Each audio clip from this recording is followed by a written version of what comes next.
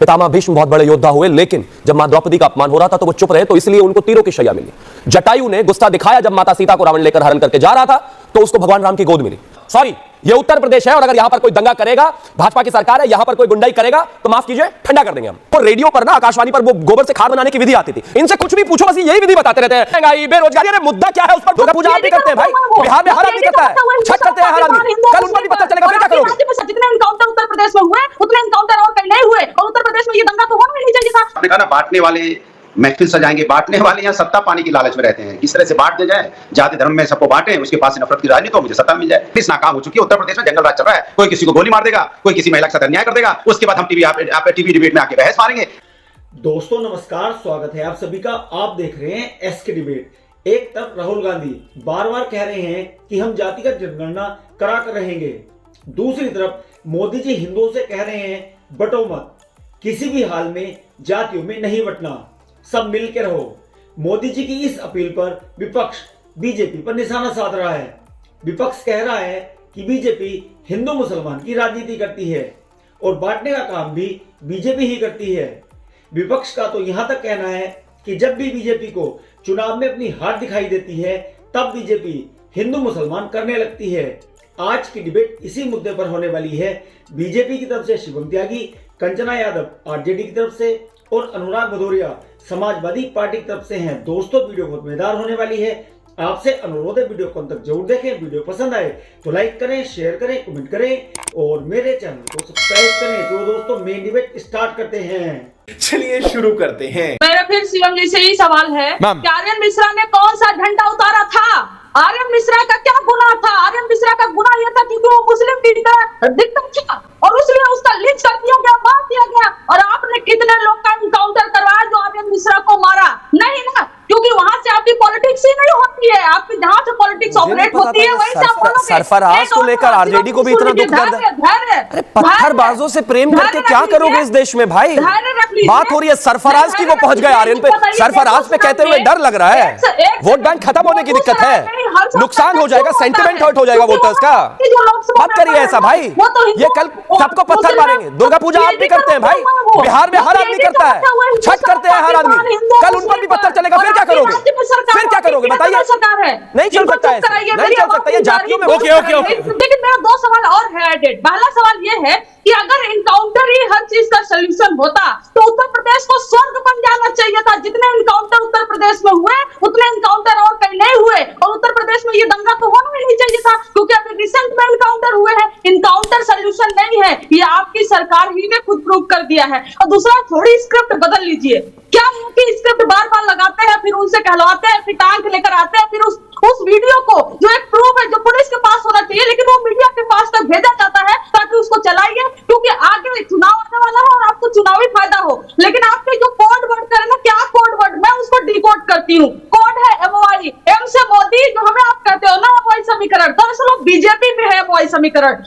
M से मोदी और Y से योगी, मोदी योगी समीकरण में मोदी योगी को खत्म करना चाहते हैं। अब योगी को ये जो उपचुनाव है जीत कर प्रूव करना है कि नहीं, हमें नहीं खत्म कर सकते आप। तो उसके लिए अगर आप एक राज्य में अशांति फैलाना चाहते हो, कानून व्यवस्था को ढीला छोड़ना चाहते हो, पुलिस एनकाउंटर करके दिखलवाना चाहते हो, देखो देखो हम कितने अच्छे हैं, इससे आपको वोट नहीं मिलने वाला है। अच्छा इस पर पीएचडी कर रखे हैं और प्रोवोक करते हैं। वो चाहते हैं कि अशांति उनके लोकसभा में बनी रहे। ये आपके फायदे की होती है, आपके फायदे की राजनीति है कि दंगा करो, प्रोवोक करो और एक कम्युनिटी पर ब्लेम करो और बिना एविडेंस के, बिना प्रूफ के फिर एनकाउंटर जैसे सिस्टम में जाओ। Okay ma'am, point taken. Shivam Tyagi इसको एक काउंटर। ये सरफराज को क्या कहते हैं, हमारे मिनिस्टर कहने गए थे क्या उसके घर में कि जाकर पत्थर मारो? कमाल बात हो गई। कौन कह रहा है? कोई नहीं कह रहा है। ये तो प्रॉब्लम डीएनए की है, ये प्रॉब्लम राज्य की भी नहीं है, ये यूपी की भी नहीं है, ये तो बिहार की भी है, ये तो झारखंड की भी, संजना जी अब आप बोल रही हैं, भी है। ये तो हर जगह की प्रॉब्लम है ना, हर जगह की प्रॉब्लम है। और गिरिराज सिंह ने जाके नहीं कहा था उससे कि जाके पत्थर मारो और लोगों को 35 गोलियां मार दो। आ रहा हूं, इतना कैसे, इतना प्रोवोकेटिव है तो कैसे इतना प्रोवोक हो जाते हो भाई? Point taken. अगर सरकार भाजपा की है तो माफ कीजिए, यहां पर इस तरह से दंगा गुंडागर्दी नहीं कर सकते हो। कुछ सीटें बढ़ जाने से अगर आपको लगता है कि आपकी ताकत बढ़ गई है तो माफ कीजिए, सिस्टम सब हमारा है। इस प्रदेश में शांति रहने वाली है। क्या बात है सर, क्या बात है सर। भदौरिया जी, ये बटोगे तो कटोगे। अराजक तत्वों के लिए कोडवर्ड कैसे है? ये कोडवर्ड कहां से आ गया? आपको गैंगस्टर्स के जो ऑफिशियल कोडवर्ड थे वो तो कोडवर्ड कभी दिखे नहीं। बाबा ने ये कह दिया बटोगे तो कटोगे, तो ये कोडवर्ड नजर आने लगा। देखिए, सवाल ये है कि आपने कहा कि बीजेपी वाले प्रो हिंदू की बात करते जी। हैं। प्रो हिंदू की नहीं, वो नफरत की बात करते हैं। और सनातनी कभी नफरत की बात नहीं करते, याद होना चाहिए आपको। नफरत की राजनीति करने वाले वो कभी भी हिंदुस्तान का भला नहीं कर सकते, वो सिर्फ अपनी सत्ता पाना चाहते हैं। जैसे आपने कहा ना, बांटने वाले महफिल सजाएंगे, बांटने वाले यहाँ सत्ता पाने की लालच में रहते हैं। किस तरह से बांट दिया जाए, जाति धर्म में सबको बांटे, उसके पास से नफरत की राजनीति हो, मुझे सत्ता मिल जाए। अब बहराइच की जहां तक बात हो रही थी, बहराइच में रामगोपाल मिश्रा की जो मौत हुई, सोचिए आप, पुलिस प्रशासन, एलआई डिपार्टमेंट क्या कर रही थी, इंटेलिजेंस डिपार्टमेंट क्या कर रहा था, पुलिस प्रशासन वहां पे क्या कर रहा था। भाई आज जुलूस निकल रहा था तो ये जिम्मेदारी तो पुलिस की होती है ना, प्रशासन की होती है, शांतिपूर्ण जुलूस निकले। और अगर कहीं कोई किसी प्रकार की अप्रिय घटना होने की नौबत आ रही है तो उसको रोकना, तो क्यों नहीं रोक पाए। वो उसकी शादी, रामगोपाल मिश्रा की शादी मात्र 6 महीने पहले हुई थी। 21-22 साल का लड़का, कौन व्यक्ति है जिसने उसको भड़काया, कौन व्यक्ति है जिसने उसको उचकाया, जिसकी वजह से वो ऊपर चढ़ा, फिर उसके साथ जो घटना घटी, अब उनका एनकाउंटर हुआ, चलिए ठीक है। लेकिन सवाल वो नहीं है, सवाल सबसे बड़ा है कि जिनके घर जलाए गए निर्दोषों के, जिनकी गाड़ियां जलाई गई, जिनका ट्रैक्टर जलाया गया, उनके साथ अन्याय कब होगा। उन्होंने क्या गुनाह किया था, उनके ऊपर क्या पुलिस ने कार्रवाई की, उनको कौन सा आपने नोटिस भेजा, रिकवरी नोटिस भेजा क्या। पहले तो रिकवरी नोटिस भेजते थे ना, जो जिसका घर जलाता था, गाड़ी जलाता था, मोटरसाइकिल जलाता था, नहीं अब ये भुगतान, फाइनेंशियली भुगतान उससे करना पड़ेगा। आपने कितने लोगों को भेजा, अभी डिबेट में बता के जाइएगा, कितने लोगों पे आपने ठोक के कार्रवाई की। वो भी उतने ही गुनहगार हैं जो किसी निर्दोष का घर जला देते हैं, और जलाने वाले भी उतने ही गुनहगार हैं, उन पे भी ठोक के कार्रवाई होनी चाहिए। लेकिन कार्रवाई तो उन पे भी होनी चाहिए, पुलिस प्रशासन के लोगों पे, एसपी कमिश्नर पे ठोक के कार्रवाई होनी चाहिए कि आपकी नाकामी की वजह से इतनी बड़ी घटना हो गई। और सरकार को आके बोलना चाहिए कि हमारी नाकामी, हमारी फेलियर की वजह से एक वहां पे उत्तर प्रदेश के अंदर में किस तरह का एक जंगल राज्य सा माहौल बन गया। आपकी औकात बता रहा हूं सर, बुरा नहीं मानना सर। एक बात तो तय हो गई इस देश में कि हिंदुओं की पार्टी तो इस देश में एक ही है, आऊंगा बाकी तो आपको जो है जाति में बांटेंगे, धर्म में बांटेंगे। और एक चीज बहुत साफ है, मैं यहां पर एक इसको हिस्टोरिकल कॉन्टेक्स्ट देना चाहता हूं कि आपको समय बोलना, गुस्सा दिखाना बहुत जायज और जरूरी है। पितामह भीष्म बहुत बड़े योद्धा हुए, लेकिन जब मां द्रौपदी का अपमान हो रहा था तो वो चुप रहे, तो इसलिए उनको तीरों की शैया मिली। जटायु ने गुस्सा दिखाया जब माता सीता को रावण लेकर हरण करके जा रहा था, तो उसको भगवान राम की गोद मिली। जब जरूरत है तो बोलना बेहद जरूरी है। ये जो आज इतने लोग अजय राय तो मेरी जाति के भी हुए, लेकिन वही फिर वो कन्हैया भाई वाली बात है कि कंधों से ऊंची छाती नहीं होती और धर्म से ऊंची जाति नहीं होती। आज ये लोग तोड़ेंगे, आपको अलग करने की बात करेंगे, ये कहेंगे कि जिनके घर टूटे उनका क्या हुआ। लेकिन वही जब रामगोपाल को 35 गोलियां मारी तो कहां चले गए थे अखिलेश यादव। अखिलेश यादव नहीं बोले, राहुल गांधी नहीं बोले, प्रियंका गांधी नहीं बोली, ममता बनर्जी नहीं बोले, उद्धव ठाकरे नहीं बोले, शरद पवार नहीं बोले। कौन बोला? भाजपा बोली, और देश के एक भाजपा के नेता ने बोला, लेकिन इनको नहीं बोला। जब एक व्यक्ति की लिंचिंग हुई, उसको 35 गोली मार दी गई, तब एक बार भी अनुराग भदौरिया को नहीं लगा कि वो किसी का बच्चा है। अखिलेश यादव को कोई माई की दिखाई नहीं दिया। हर बात में बुला कर बाइट देने वालों को यह समझ में नहीं आया कि एक हिंदू बच्चे को ऐसे मार दिया गया, उसका क्या करे।